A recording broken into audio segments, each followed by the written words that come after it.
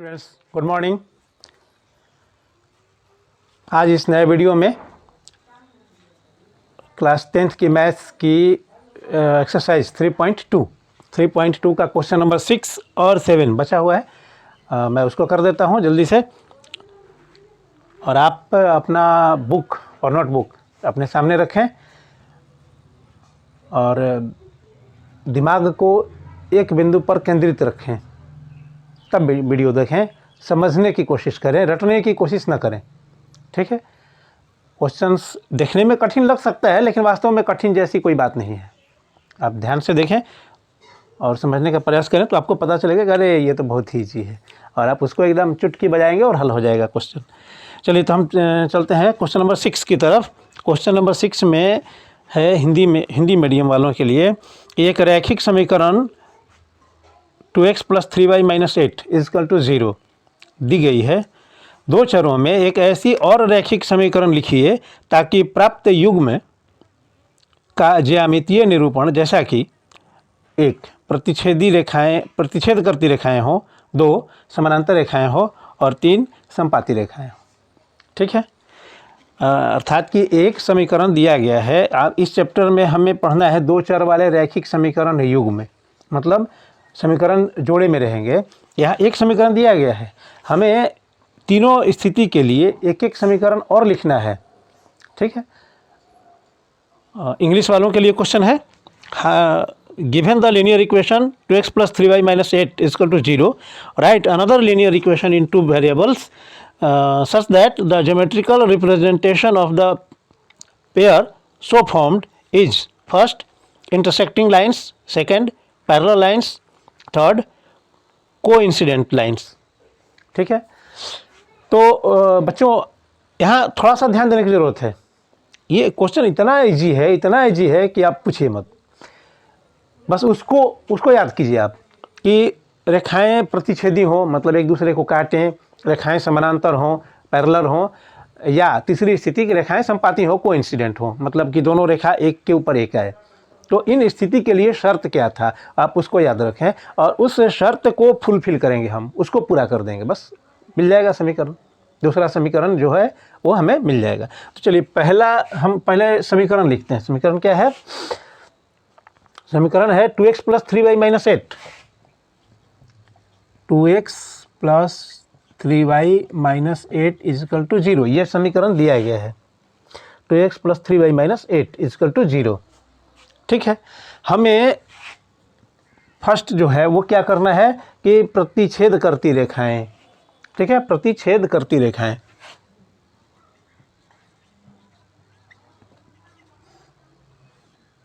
प्रतिच्छेद करती रेखाएं इंग्लिश वालों के लिए क्या है? Intersecting lines.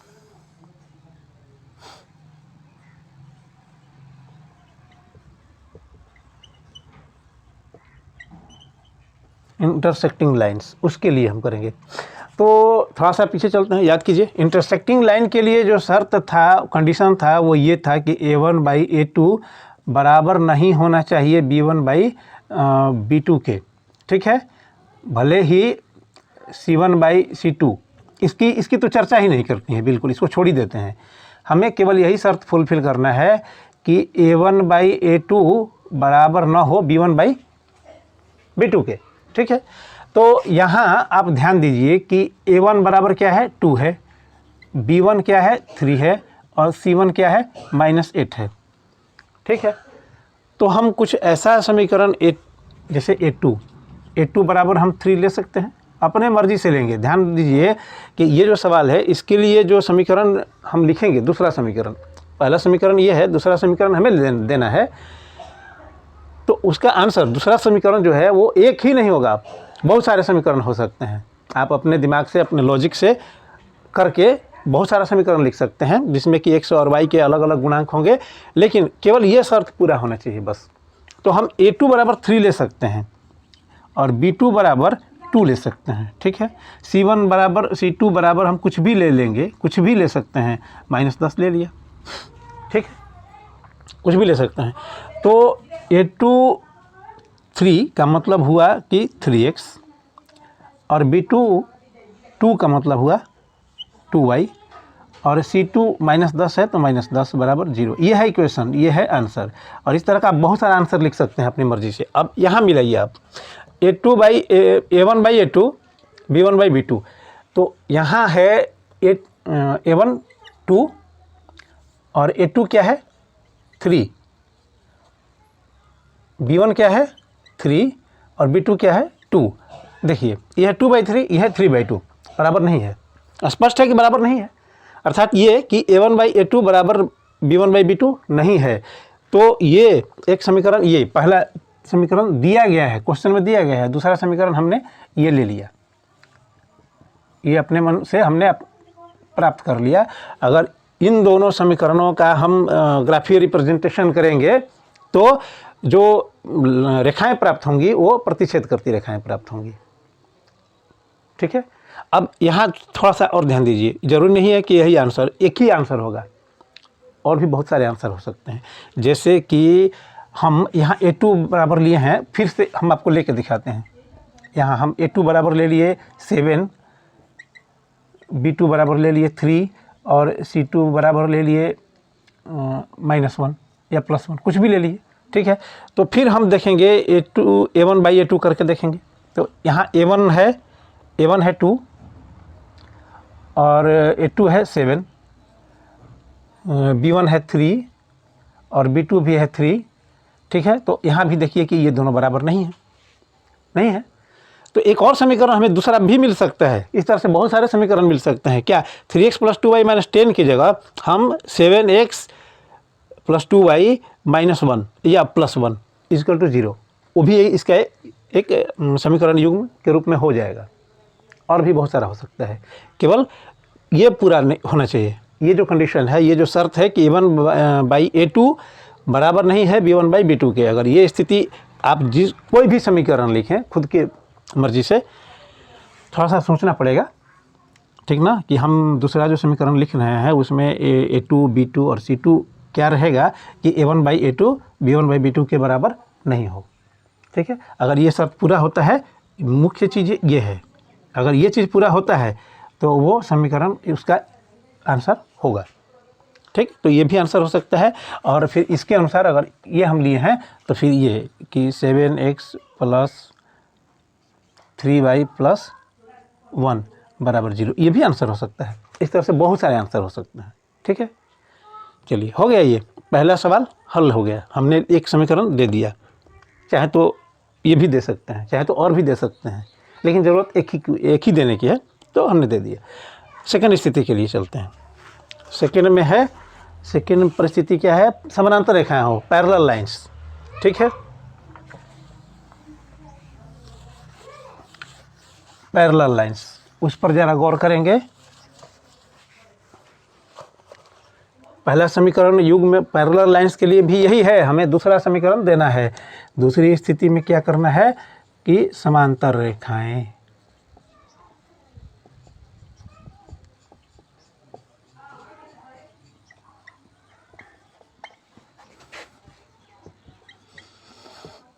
पैरेलल लाइंस के लिए क्या है, तो उसके लिए याद कीजिए, थोड़ा पीछे जाइए कि कंडीशन क्या था। उसमें कंडीशन ये था कि A1/A2 बराबर होगा B1/B2 के, लेकिन C1/C2 के बराबर नहीं होना चाहिए। तो रेखाएं प्राप्त होती हैं जो समानांतर होती हैं।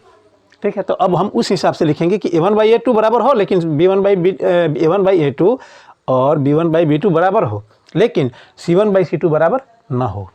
तो हम यहाँ ये लिख सकते हैं, देखिए, जिससे कि यहाँ है A1 = 2, B1 = 3 और C1 = -8। ठीक है, यही है 2, 3 और -8, 2, 3 और -8। तो हम A2 बराबर क्या लेंगे, मान लीजिए 4 ले लेते हैं। तो ये और ये जब A1/A2 करेंगे तो ये कट के 1/2 आएगा।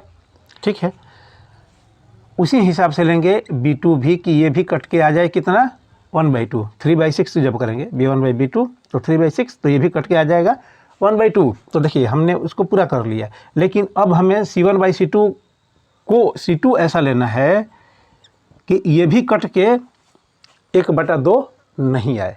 ठीक है, तो हम कुछ भी ले सकते हैं, यहाँ हम 7 ले लेते हैं। तो इस हिसाब से जो समीकरण प्राप्त होता है, इक्वेशन प्राप्त होता है, वो है 4x + 6y + 7 = 0। ये इसका ये आंसर हो सकता है। ठीक है, इसलिए कि अब जब हम a1 a2 की तुलना करेंगे, देखिए a1 है कितना 2 है, और a2 कितना है 4 है, b1 क्या है 3, और b2 कितना है 6, c1 कितना है -8, और c2 कितना है 7। ठीक है, तो इसको जब हम कटाएंगे तो 1/2, 3 दूनी का 6, 1/2। देखिए तो a1/a2 बराबर b1/b2 हो गया, लेकिन यह है -8/7, ये बराबर नहीं है, 1/2 के बराबर नहीं है, स्पष्ट दिखाई दे रहा है। ठीक है, तो ये बराबर नहीं है, तो नहीं है, तो ये स्थिति जो है वो ये बताता है कि रेखाएं समानांतर होंगी, तो ये आंसर हो सकता है। ठीक पहले सवाल की तरह इसके लिए भी समानांतर रेखाएं होने के लिए भी केवल यही एक समीकरण नहीं है, इस तरह से बहुत सारे समीकरण आप प्राप्त कर सकते हैं। ठीक है, इसी आधार पर कि a1/a2 बराबर हो b1/b2 के, लेकिन c1/c2 बराबर नहीं हो। ठीक है, थोड़ा सा गौर करना है, आप खुद से बना सकते हैं, बहुत ही इजी सवाल है। हो गया ये आंसर। चलिए तीसरी परिस्थिति में चलते हैं। तीसरी परिस्थिति क्या है कि रेखाएं संपाती हों, कोइंसिडेंट हों। ठीक है,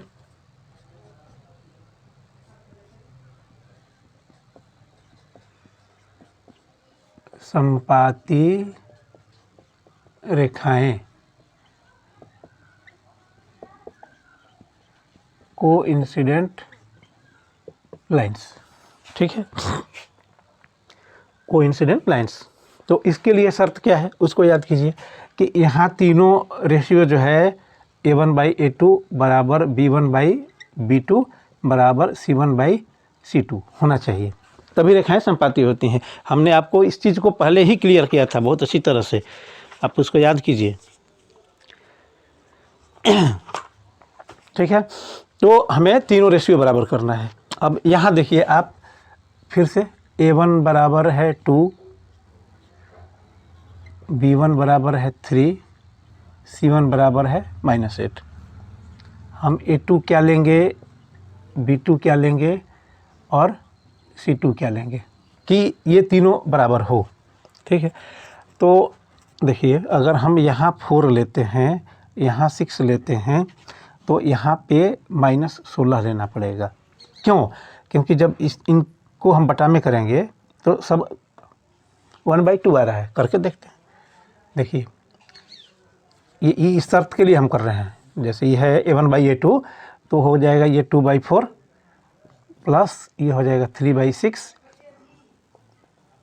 not plus is equal to -8/-16। तो देखिए ये कट के बचेगा कितना, 1/2, 2 दूनी के 4, 3 दूनी का 6, 1/2, और ये है माइनस माइनस खत्म हो जाएगा, 8 दूनी 16, 1/2। तीनों स्थिति में 1/2 प्राप्त हो रहा है। हो गया, तो a1/a2 बराबर b1/b2 बराबर c1/c2 हो गया। ठीक, तो इस हिसाब से अब यहाँ जो लिखे हैं हम, ये x का कोएफिशिएंट है, गुणांक है, ये y का कोएफिशिएंट है, गुणांक है, और ये c है, तो हम लिख देंगे ऐसे ही। इसलिए जो समीकरण है ये वो होगा क्या, 4x + 6y - 16 = 0। ठीक है, 4x + 6y - 16 = 0। तो ये जो समीकरण है, ये समीकरण और ये समीकरण एक ऐसा समीकरण युग में हुआ जिसका ग्राफीय रिप्रेजेंटेशन जब हम करेंगे तो हमें संपाती रेखाएं मिलेंगी, कोइंसिडेंट लाइन प्राप्त होंगी। इसलिए कि यहाँ तीनों जो राशियों की तुलना है a1/a2, b1/b2 और c1/c2 बराबर है। हमने आपको यहाँ करके भी दिखाया है। और फिर ध्यान रखें कि केवल यही एकमात्र आंसर नहीं है, आप अपने मर्जी से इसी आधार पर और भी बहुत सारा समीकरण डेवलप कर सकते हैं, समीकरण ज्ञात कर सकते हैं। ठीक है, इस प्रश्न का क्वेश्चन नंबर 6 का तीनों स्थिति के लिए केवल एक ही आंसर नहीं होगा, बहुत सारा आंसर हो सकता है, इस बात का ध्यान रखें। उम्मीद है समझ गए होंगे। अगर एक बार में नहीं समझ में आया तो फिर से देखें, समझ में आएगा। चलिए अब चलेंगे क्वेश्चन नंबर 7, जो कि इस चैप्टर का लास्ट क्वेश्चन है।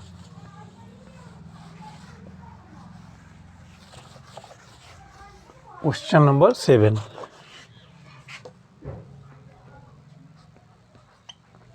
क्वेश्चन नंबर 7 में है कि समीकरणों x माइनस वाई प्लस 1 बराबर 0 और 3x plus 2y minus 12 equal to 0 का ग्राफ खींचिए।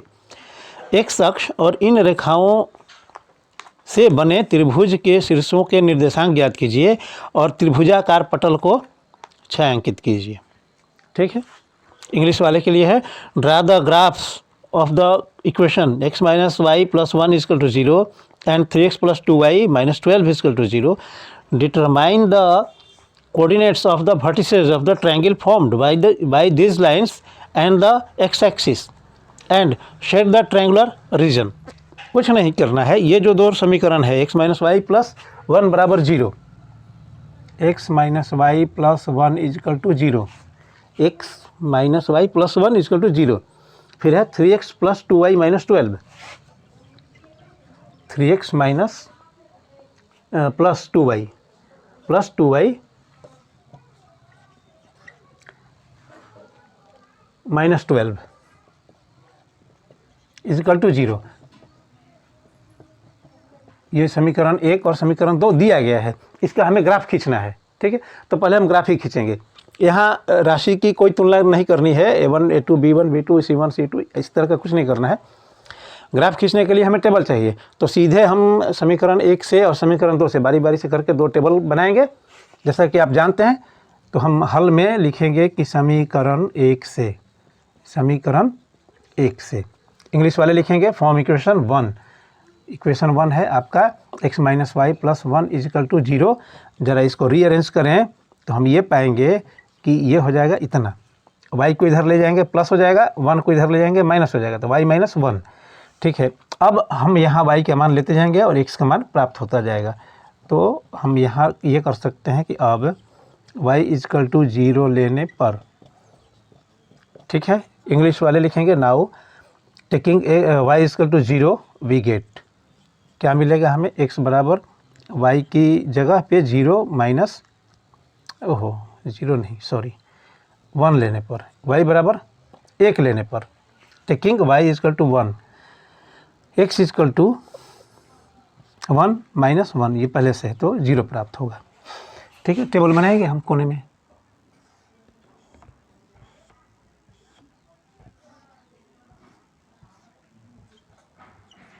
y इजकल टू हमने लिया है 1, x इजकल टू पाया है 0, x equal to 0, y equal to 1 लिया है। ठीक है, इस तरह से फिर मान लेंगे। पुनः इंग्लिश वाले लिखेंगे again taking y equal to 2, y बराबर 2 लेने पर, x बराबर क्या आएगा 2 माइनस 1 इजकल टू 1, y बराबर हमने क्या लिया 2, x बराबर क्या पाया 1, y बराबर 2 लिया, तो यहाँ है समीकरण, तो y की जगह 2 रखेंगे और ये माइनस 1 है, तो इस तरह से 1 प्राप्त होगा। फिर यही प्रक्रिया करनी है पुनः y बराबर 3 लेने पर, 3 लेने पर x बराबर हो जाएगा 3 minus 1 equal to 2, y minus 1।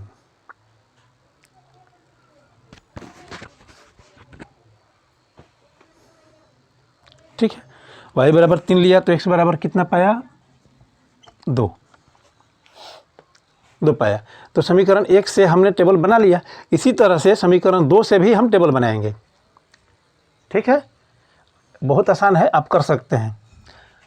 इसके आगे चलिए इसको मैं मिटा देता हूँ।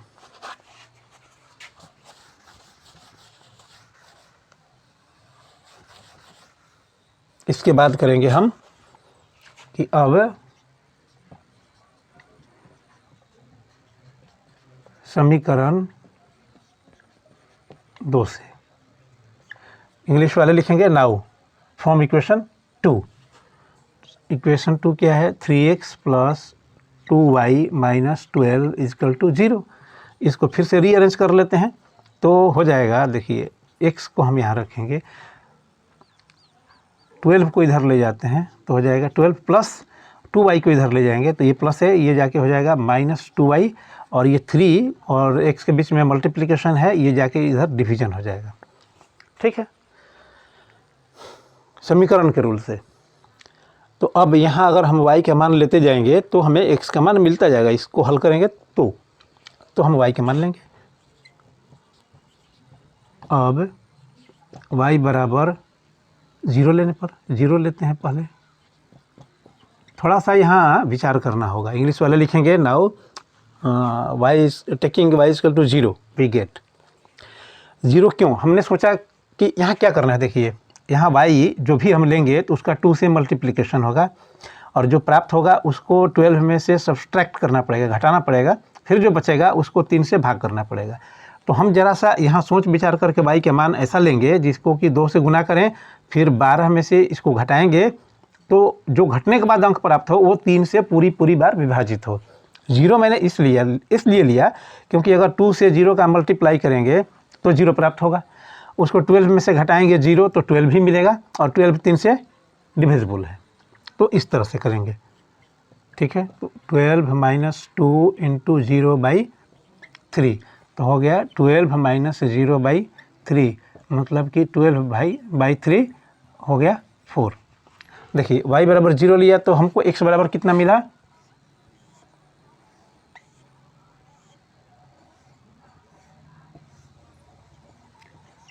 y बराबर 0, x बराबर 4, 3 चौका 12। ठीक है, इसी तरह से दो और मान लेने हैं तो लिखेंगे पुनः y बराबर 2 नहीं ले सकते हैं, 3 लेना पड़ेगा, 3 लेने पर y बराबर 3 लेने पर, देखिए 3 क्यों, क्योंकि ये 3 दूनी का 6, 12 में से 6 घटाएंगे 6 बचेगा, 3 से 6 विभाजित है, तो x बराबर हो जाएगा 12 माइनस 2 इंटू 3/3 तो हो जाएगा 12 माइनस 6/3, तो 6/3 2। अगर हम 3 लिए, y बराबर 3 लिए तो x बराबर 2 प्राप्त हुआ, हो गया। फिर मान लेना है, तो अब की बार हम 6 ले लेंगे, 6 दूनी 12 हो जाएगा, 12 में से 12 घटेगा 0, 0/3 मतलब 0। यहाँ लिखेंगे पुनः y बराबर 6 लेने पर।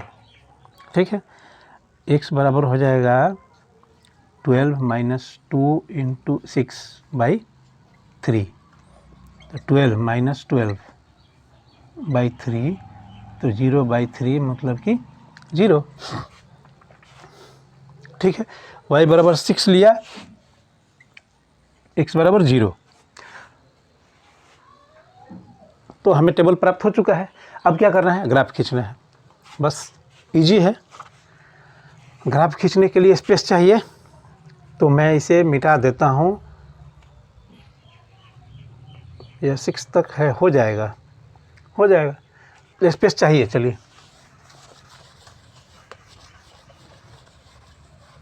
स्पेस चाहिए तो मैं मिटा देता हूँ ताकि क्लियर पता चले। ठीक है,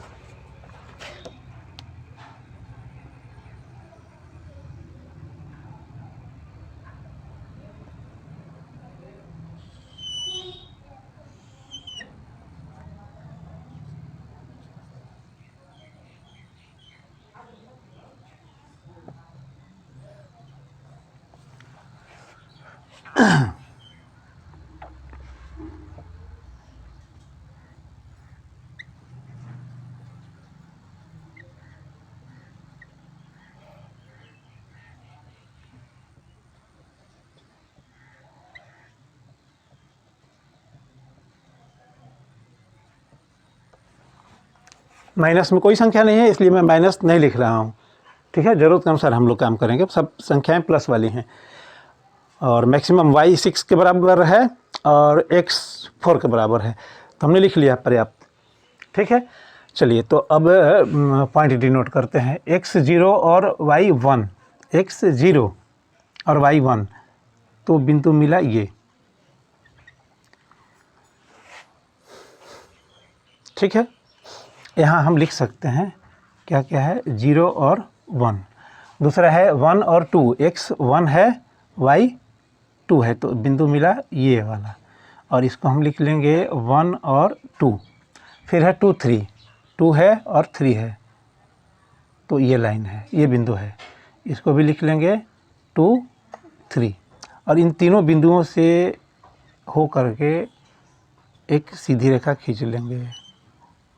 ठीक है, और यहाँ समीकरण का नाम लिख लीजिए। वो पहले समीकरण का ग्राफ है कितना, x minus y plus 1, x minus y plus 1 equal to 0, इसके लिए ये लाइन है। ठीक है, x minus y plus 1 equal to 0। अब दूसरा जो है दूसरे समीकरण के लिए x4 और y0, x4 और y0, तो ये बिंदु हुआ। ठीक है, फिर है 2 3, 2x2 और y3, तो ये बिंदु है।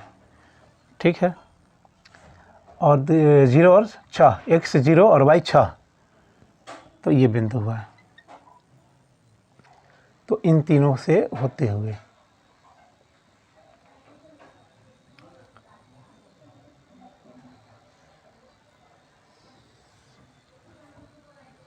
ग्राफ पर खींचेंगे, एकदम स्ट्रेट लाइन प्राप्त होगा। थोड़ा सा यहाँ गड़बड़ी हो रहा है।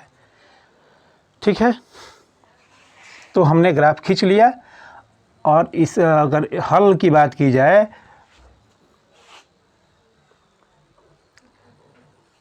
तो हल तो पूछा नहीं गया है, कहा यह गया है कि ग्राफ खींचिए, एक अक्ष और इन रेखाओं से बने त्रिभुज के शीर्षों के निर्देशांक लिखिए। तो देखिए त्रिभुज तो यहाँ बना, तो एक तो त्रिभुज ये है, यहाँ मान के चलिए कि यह है -1, इधर था -2, इस तरह से होगा, और एक बिंदु ये है और एक बिंदु ये, त्रिभुज का शीर्ष ये तीनों है, एक ये है, दूसरा ये है, तीसरा ये है। ठीक है, तो निर्देशांक लिखने हैं। तो ये जो पहला बिंदु है उसका निर्देशांक क्या है, त्रिभुज के शीर्षों के निर्देशांक। ठीक है, coordinates of the vertices of the triangles is equal to, वही बताना था ना, coordinates of the vertices of the triangle formed. तो ट्रायंगल फॉर्म्ड जो हुआ है वो ये है, देखिए ये त्रिभुजाकार क्षेत्र, इसको हम छायांकित करेंगे बाद में, पहले हम वर्टिसेस का नाम लिखते हैं। तो पहला है ये वर्टिस, तो यहाँ है x इजकल टू -1 और y 0, और दूसरा वर्टिसेस जो है वो ये है 4 और 0, x इजकल टू 4 है और y इजकल टू 0 है, और तीसरा वर्टिसेस है ये 2 3, x 2 है और y 3 है। ठीक है, ये तीनों वर्टिसेस हैं, और जो त्रिभुज है उसको छायांकित करना है तो वो ये होगा, इसको छायांकित कर देना है आपको पूरी तरह से।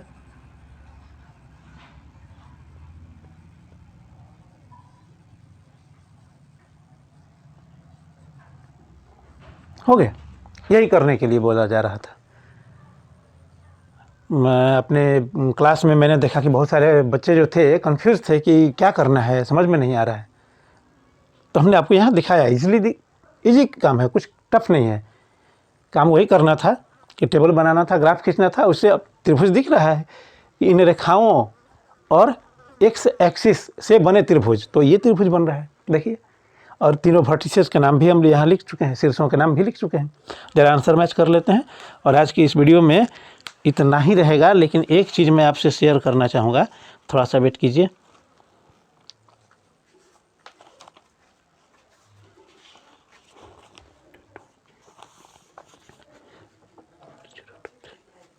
ठीक है, हो गया, सही है, आंसर भी मैंने बुक से कंफर्म कर लिया, बिल्कुल ही सही है, इसमें कोई संदेह नहीं।